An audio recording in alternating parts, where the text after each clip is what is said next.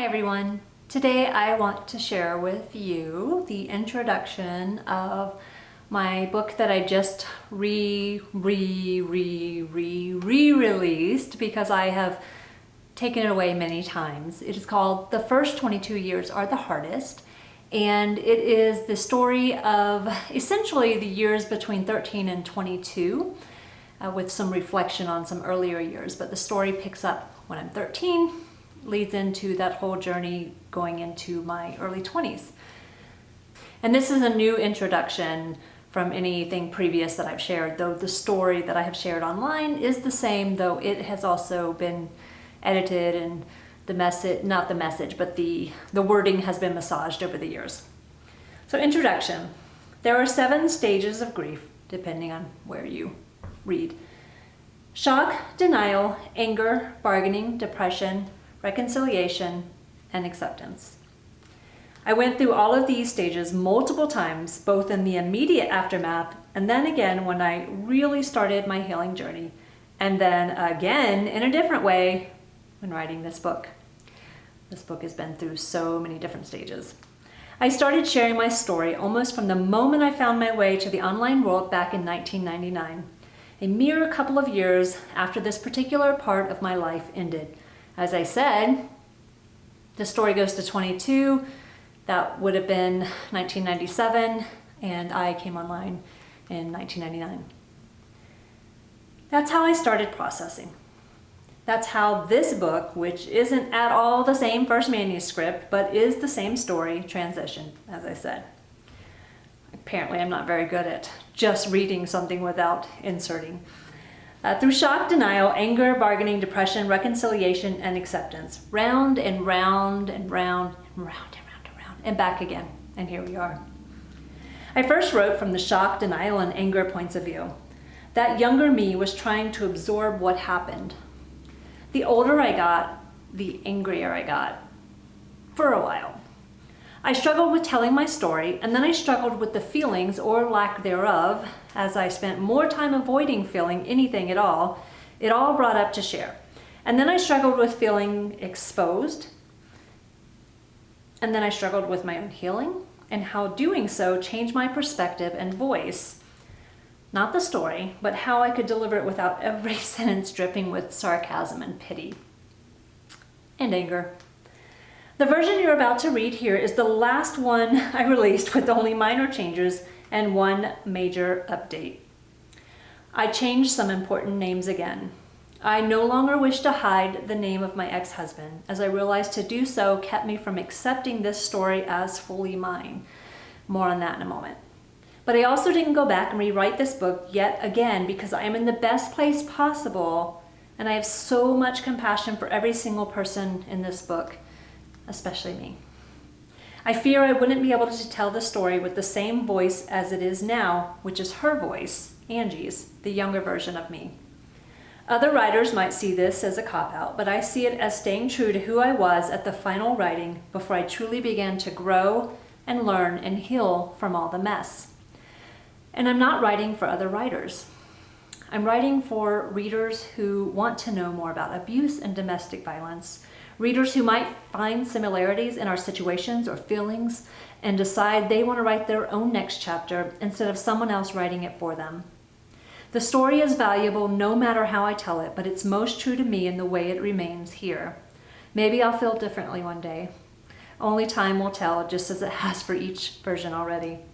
The important thing to share is this. I had to let this part of the story go so that I could concentrate on what is more important to me today as a survivor as I keep growing and moving forward.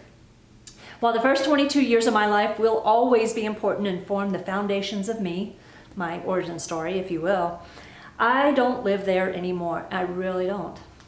I live right here, right now with all of you.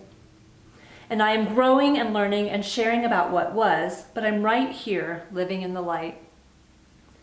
The first 22 years were the hardest of my life, and they were also important and beautiful. And what I learned about it all, well, that's another story. Some of that story you're seeing now. So, this book right here is imperfect just as life is, and I will leave it alone. If it helps you, please let me know. If an error bothers you, please let it go. This has been one of the best releases and one of the hardest releases. One of the best because it does feel like, release. I want to keep sharing it. I want to keep speaking about it because it matters. It matters to other survivors to know that even if they never, ever, ever want to share their story, there's somebody out there who gets it.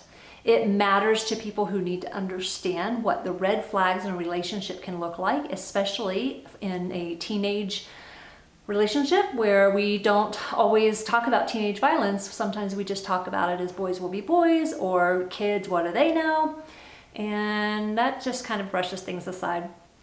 It was also very hard to release this time because of the change back to my ex-husband's name. I have called him Nate in all the previous versions that I can remember, maybe not the first ones, I'm not sure. But that kept him at a distance, which kept me at a distance and kept me in this more in this bubble of protection where I still could somewhat stand outside of the story and pretend it wasn't mine, which is a very complex, complicated thing to say because I'm very aware that this is my story. I talk about this all the time. And yet from the emotional side of it, that was a little bit of my disassociation, that I have this really big story and not even all of it is in this book.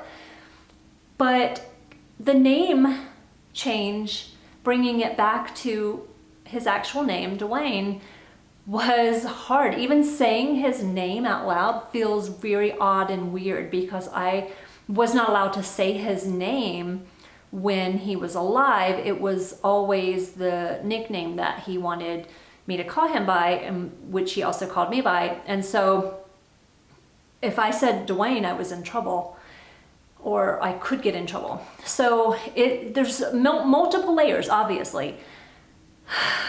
So that made it a little bit hard. Now, I am excited and I hope others will share this book. As I said, it's not a perfect book and that sounds like I'm just setting it up with excuses, etc. But the message, I think, the story, it's not a, here's what I learned kind of story. It's just telling a story, but I'm hoping that the most important things that I decided to share do the job. That you're not just reading for shock and awe, but you're reading the progression of a person going from those early years to 22 and understanding that that was a huge journey, and then the journey just continues. It didn't end that day, the last day on the last page. I hope that you will read it if you're a survivor. I hope that you will read it and share it if you are somebody who loves a survivor. And I hope that you will read it if you just want to understand the nuances of trauma and more specifically domestic violence, how it can start off as this very small little thing and grow into this big humongous thing, and that it's not all punches and bruised black eyes and bruises, and it is so much more than that. And I'd love to hear from you. I thank you for being on this journey with me so far. We'll see where this goes next, but for now, go get your copy, and thank you for being you.